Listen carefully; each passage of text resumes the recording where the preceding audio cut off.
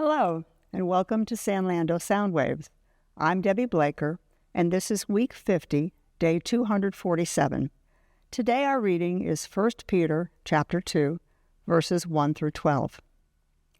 Therefore, rid yourselves of all malice and all deceit, hypocrisy, envy, and slander of every kind. Like newborn babies, crave pure spiritual milk, so that by it you may grow up in your salvation, now that you have tasted that the Lord is good. The living stone and a chosen people. As you come to him, the living stone, rejected by humans but chosen by God and precious to him, you also, like living stones, are being built into a spiritual house, to be a holy priesthood, offering spiritual sacrifices acceptable to God through Jesus Christ. For in Scripture it says, "See, I lay a stone in Zion, a chosen and precious cornerstone, and the one who trusts in him will never be put to shame."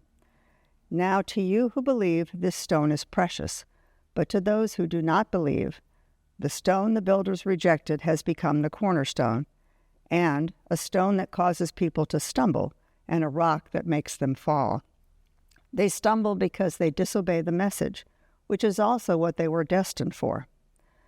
But you are a chosen people, a royal priesthood, a holy nation, God's special possession, that you may declare the praises of him who called you out of darkness into his wonderful light.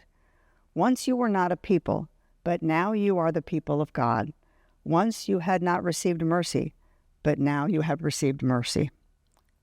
Living godly lives in a pagan society. Dear friends, I urge you, as foreigners and exiles, to abstain from sinful desires, which wage war against your soul.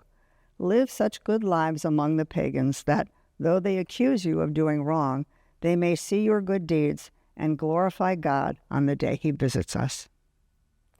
Now let's consider our 7 arrows, or 7 questions. Number 1, what does this passage say?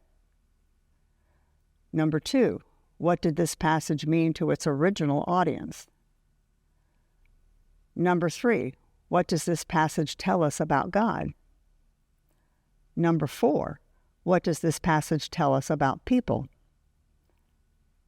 Number 5, what does this passage demand of me? Number 6, how does this passage change the way I relate to people? And number 7, what does this passage prompt me to pray to God?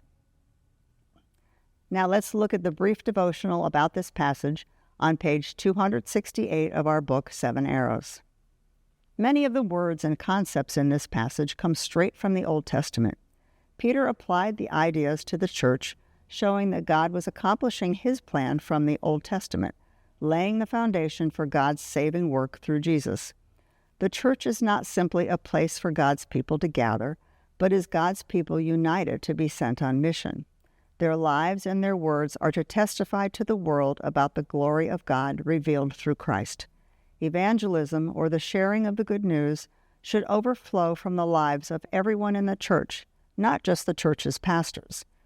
Like the nation of Israel, others are meant to look at our lives and see the noticeable difference Jesus has made.